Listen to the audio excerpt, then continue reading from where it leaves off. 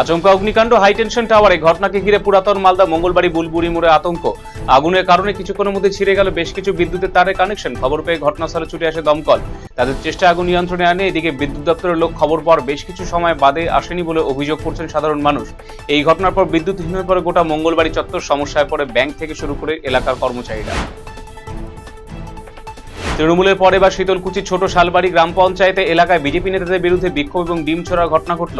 বিক্ষোভকারীদের অভিযোগ, কয়েকজন বিজেপি নেতা কাটমানি নেওয়া এবং দুর্নীতির সঙ্গে জড়িত। ঘটনায় 3 জন বিজেপি নেতা আহত হয়েছেন। তাদেরকে শীতলকুচি ব্লক প্রাথমিক স্বাস্থ্য কেন্দ্রে ভর্তি করা হয়েছে।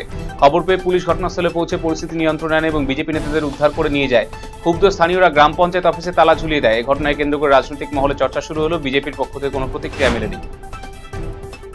গাজলে মশালদিঘি শিবব্রতী বিদ্যাপীঠ উচ্চ বিদ্যালয়ে বিভিন্ন দুর্নীতি নিয়ে ভিডিওকে ডেপুটেশন প্রদান করল অখিল ভারতীয় বিদ্যার্থী পরিষদ। ক্লাসরুম এবং অন্যান্য উন্নয়নমূলক কাজ নিয়ে অনিয়মের অভিযোগে এদিন ডেপুটেশন প্রদান করা হয়। স্কুলে কী ধরনের কাজ হয়েছে, আর্থিক নয়ছয়ের উৎস কোথা থেকে হয়েছে তা নিয়ে তদন্তের দাবি জানিয়েছে সংগঠনের নেতৃত্ব।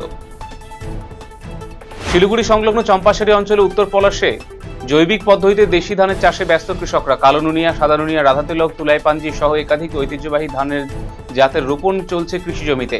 স্থানীয় কৃষক বিষ্ণু রায় জানিয়েছেন, এই চাষে কোনো রকম রাসায়নিক সার বা কীটনাশক ব্যবহার না করে চাষ করা হচ্ছে সম্পূর্ণ প্রাকৃতিক উপায়ে উৎপাদিত এই ধান যেমন স্বাস্থ্যসম্মত তেমনি মাটি পরিবেশের ভারসাম্য রক্ষায় গুরুত্বপূর্ণ ভূমিকা পালন করছে। করণদিঘিতে তৃণমূল কংগ্রেস পরিচালিত বিপ্লবী সঙ্গে দখল করল বিজেপি মহিলা মোর্চা। সোমবার করণদিঘি ঐতিহ্যবাহী ক্লাবটিতে বিজেপি পতাকা লাগিয়ে দখল করার অভিযোগ উঠেছে। ক্লাবটি দখল করার পরে সেখান থেকে তিরঙ্গা যাত্রা আয়োজিত হয়। সেই যাত্রা পাণ্ডেপুর পর্যন্ত যায়। স্থানীয় সূত্রে খবর, করণদিঘি অন্যতম প্রাচীন ক্লাব করণদিঘি বিপ্লবী সংঘ সমাজসেবামূলক কর্মকাণ্ডে বারবার জড়িয়েছে ক্লাবের সুনাম। অভিযোগ, প্রাক্তন বিধায়ক গৌতম পাল ক্লাবটিকে জোর করে দখল করে নিজের কর্মকাণ্ড চালাতো। এই ক্লাবটিকে তৃণমূলের দলীয় কার্যালয়ে পরিণত করেছিল গৌতম পাল। এবারে বিধানসভা নির্বাচনে রাজ্য সরকার বদলের পর ক্লাবটি দখলমুক্ত করল করণদিঘি বিপ্লবী সংঘের সদস্যরা।